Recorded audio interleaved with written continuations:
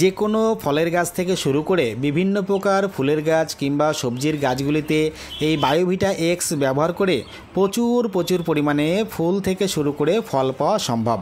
এটি সামুদ্রিক শৈবাল থেকে তৈরি এমন একটি উপাদান যা সঠিক মাত্রায় গাছে স্প্রে করতে পারলে ফুল ফলের পাশাপাশি গাছের গ্রোথ থাকে খুব ভালো। তাছাড়া বলতে গেলে যে কোনো গাছ এই খাবারটি খুব সহজেই নিতে পারে, তবে তার জন্য সঠিকভাবে ব্যবহারের প্রয়োগ পদ্ধতি আমাদেরকে জানতে হবে। এটি সম্পূর্ণ একটি জৈবিক খাবার। এর মধ্যে রয়েছে দেখুন sulphur, magnesium, calcium, sodium, boron, iron, manganese, copper এবং জিঙ্ক, যা গাছেদের জন্য ভীষণ প্রয়োজনীয় মাইক্রোনিউট্রিয়েন্ট। এখন প্রশ্ন, গাছে কোন কোন সময় ব্যবহার করে কি উপকার পেতে পারি? এই ক্ষেত্রে বলবো, এই খাবারটি যে কোনো ফলের গাছে ফুল আসবার আগে ব্যবহার করলে ফুলের সংখ্যা যেমন বৃদ্ধি পায়, সেই সঙ্গে ফুলগুলি গাছ থেকে ঝরে পড়ার প্রবণতা অনেক কম থাকে।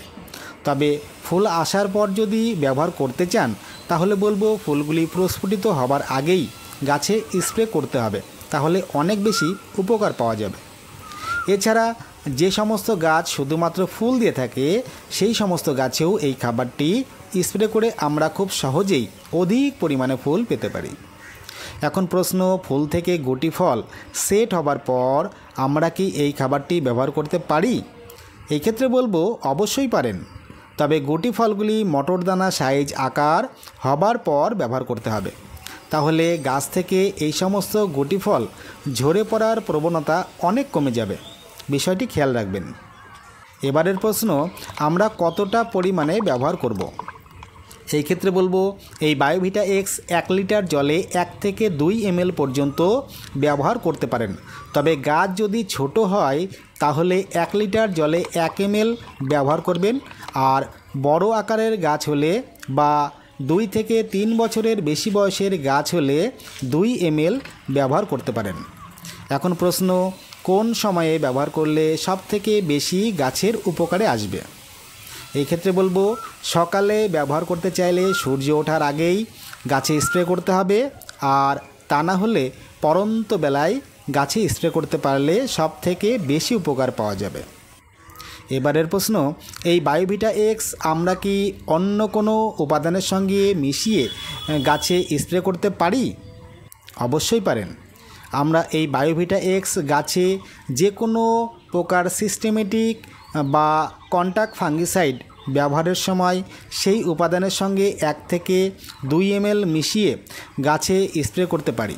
তাতে ফাঙ্গিসাইডের যেমন কাজ হবে, সেই সঙ্গে বিভিন্ন মাইক্রোনিউট্রিয়েন্ট খাবারগুলির যোগানও মিলবে। এতে করে গাছ অনেক ভালো হেলদি মানের থাকবে। এবারের প্রশ্ন, তাহলে কি আমরা কীটনাশকের সঙ্গে ব্যবহার করতে পারি?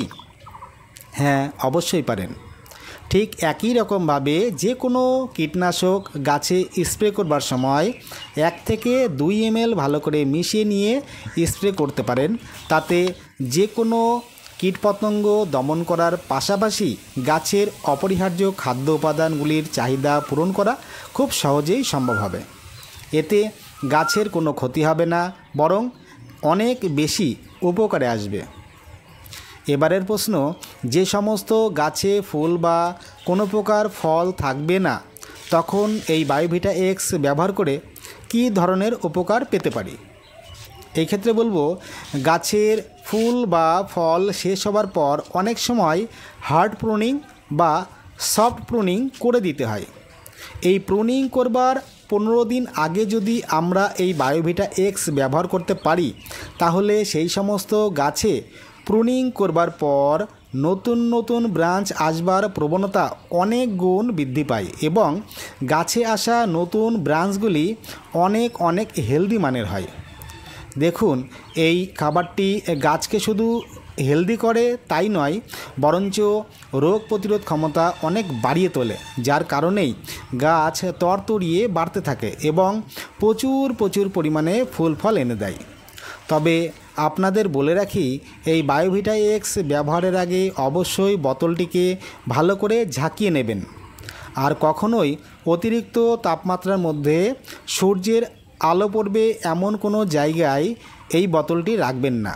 এতে করে খাদ্যের যে গুণাগুণ তা কিন্তু নষ্ট হয়ে যাওয়ার সম্ভাবনা অনেক বেশি থাকবে। তার জন্য বলবো অবশ্যই ছায়া কোনো ঠান্ডা ধরনের জায়গাতে রেখে দেবেন। এবারের একটু প্রশ্ন করতেই পারেন যে তাহলে কতদিন অন্তর এই খাবারটি ব্যবহার করতে পারি। এক্ষেত্রে আপনাদের বলি 15 থেকে 20 দিন অন্তর আমরা গাছে স্প্রে করে রাখতে পারি। তবে এক ফসলি ফসলের ক্ষেত্রে ফুল আসার আগে আমরা 1 থেকে 2 বার ব্যবহার করতে পারি, তার বেশি নয়।